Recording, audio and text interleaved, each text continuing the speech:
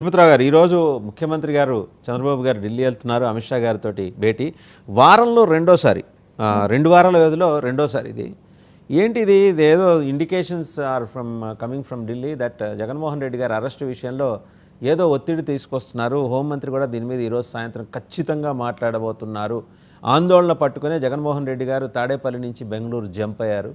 మోకాలికి కొంచెం ఆపరేషన్ శస్త్రచికిత్స అనేది వాళ్ళు అఫీషియల్గా చెప్పలేదు, కానీ మనకి తెలిసిన సమాచారం. ఏది మోకాలి శస్త్రచికిత్స చేయించుకోవాలో లేకపోతే సమ్ థెరపీ చేయించుకోవాలని చెప్పేసి. ఇవన్నీ ఏంటంటే ఇంటర్లింక్ చేస్తే ఒకదానికి అనుసంధానిస్తే వస్తున్న అనుమానాలు. మీకేమైనా సమాచారం ఉందా? ఎప్పుడు ఒకవేళ ఉంటే అరెస్టు జరగచ్చు? వాసుదేవన్ గారు, చరిత్ర పునరావృతం అవుద్ది అనేసి అంటే ఇలాగే ఉంటదేమో బహుశా. 2014 తర్వాత చంద్రబాబు నాయుడు గారు ఎప్పుడు ఢిల్లీకి వెళ్ళినా సేమ్ టాపిక్ వచ్చేది. ఎక్కడ చూడండి, ఒకసారి గుర్తు చేసుకుంటే జగన్మోహన్ రెడ్డిని అరెస్ట్ చేయించమని అడగడానికి వెళ్తున్నారు. ఇదే వచ్చేది. గుర్తుందో లేదో మీకు? బాగా గుర్తుంటది, నాకంటే బాగా మెమరీ ఎక్కువ మీకు. నేనేమంటానంటే ఇప్పుడు కూడా ఇదే, ఇదిగో తోక, అదిగో నాకు పులి కనబడింది అన్నటువంటి పరిస్థితులు. మా సోదరులు బుద్ధ వెంకన్న గారి విషయంలో ఎలాగైతే కొంచెం ఎర్లీగానే స్పందిస్తుంది, మనకు సామెత ఉంది కదా, తొందరపడి ఒక్కో ఇలా ముందే కూసింది అన్నట్టు. కొన్ని గొంతులు ఆ విధంగా వస్తుంటాయి. కానీ ఒకటి వాసుదేవన్ గారు, ఇప్పుడు ఇమీడియట్ గా జగన్మోహన్ రెడ్డిని అరెస్ట్ చేయాల్సిన పని గానీ ఆవశ్యకత గానీ అటు చంద్రబాబు నాయుడు గారు కానీ ఇటు కూటమికి కానీ లేదు. ఎందుకనేసి అంటే ఆయనతో పరిపాలనకు కానీ ఇప్పుడు ఆయన అరెస్ట్ చేసినందువలన కక్ష సాధింపు అంటారా? చంద్రబాబు నాయుడు గారు మొట్టమొదటి రోజు, విన్నింగ్ అని మొదటి రోజు చెప్పారు, కక్ష సాధింపు రాజకీయాలు వద్దు మనకి.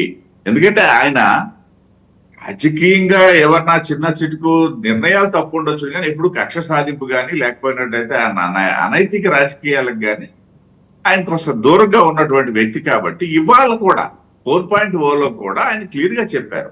నిన్న ఇంకా మీకు నేను ఒక విషయాన్ని కోట్ చేస్తాను ఈ సందర్భంగా వాసుదేవన్.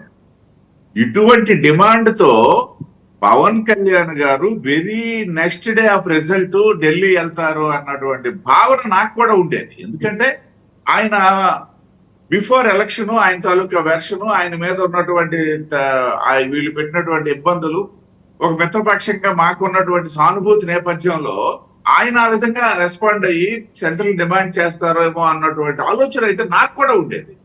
కానీ గమ్మత్తైన విషయం ఏంటంటే ఆయన వారాహి దీక్షలోకి వెళ్ళిపోయి అటువంటి మాటలు రానటువంటి సందర్భం. ఇప్పుడు నెల 3 రోజులు అయింది. నెల 3 రోజులు ఎక్కడైనా ఆయన కూడా అటువంటి కక్షాదింపు చర్యలకి ఆలోచన కూడా చేయనటువంటి సందర్భాన్ని ఇక్కడ నేను గుర్తు చేస్తున్నా వాస్తవం. ఎందుకంటే ఒకటి, ముఖ్యమంత్రి చంద్రబాబు నాయుడు గారు ఇవాళ రాష్ట్రంలో ఉన్నటువంటి పరిస్థితుల నేపథ్యంలో వీటిని చక్కదిద్దడానికి అవసరమైతే వారానికి ఒకసారి కాదు 2 సార్లు కూడా ఢిల్లీ వెళ్లాల్సిన అవకాశం ఉండొచ్చు. ఎందుకంటే ఓవర్ టెలిఫోన్స్ ద్వారా జరిగే వ్యవహారాలు కొన్ని ఉండవు కాబట్టి కొంత డేటా అక్కడ డిస్కస్ చేసుకోవడానికి అయితేనేమి తీసుకోండి. అంతేగాని రాజకీయ పరమైనటువంటి పర్యటన అయితే ఇప్పుడు ఇదేమి కాదు. ఒకవేళ ఇంకో కూడా నేను చెప్తాను, మనం అనుకున్నది మీరు ప్రస్తావించింది నిజమైనట్టయితే దానికోసం ఢిల్లీ వరకు వెళ్ళాల్సిన పని సింగిల్ వర్డ్ సార్. అది ఆయనకి అరెస్ట్ చేసేయండి, నాకు ఆ బాధపోద్దని చెప్పి ఇక్కడ నుండి ఫోన్ లో కూడా చెప్పవచ్చు, ఆయనకి వెళ్ళి డిస్కస్ చేయాల్సిన పనిలా ఆయన. కాబట్టి అదైతే వాస్తవం కాదు. ఇంకా ఫ్రీక్వెన్సీ పెరిగినా పెరగొచ్చు. రాష్ట్రం ఇప్పుడు ఉన్నటువంటి పరిస్థితుల నేపథ్యంలో గత 5 సంవత్సరాలుగా ఆర్థిక పరమైనటువంటి అంశాలకు సంబంధించినటువంటి దిద్దుబాటు చర్యల నేపథ్యంలో చంద్రబాబు నాయుడు గారు ఎంతకంటే ఫ్రీక్వెన్సీ పెంచి ఢిల్లీకి వెళ్లాల్సినటువంటి ఆవశ్యకత ఉండొచ్చు. అక్కడ పెద్దలు కూడా, ఢిల్లీ పెద్దలు కూడా వీటితో చర్చించడానికి ఇక్కడికి రావడమా లేకపోతే అక్కడికి వెళ్ళడమా. ఇప్పుడు మాకున్న సమాచారం మేరకు భారతీయ జనతా పార్టీ నుండి కూడా ఒక సెంట్రల్ కమిటీ ఒకటి వచ్చి చంద్రబాబు నాయుడు గారితో ఇక్కడ డిస్కస్ చేసే అవకాశం ఉన్నట్టుగా కూడా మాకున్న సమాచారం. అంటే వివిధ పరిపాలనా పరమైనటువంటి అంశాలకు సంబంధించి.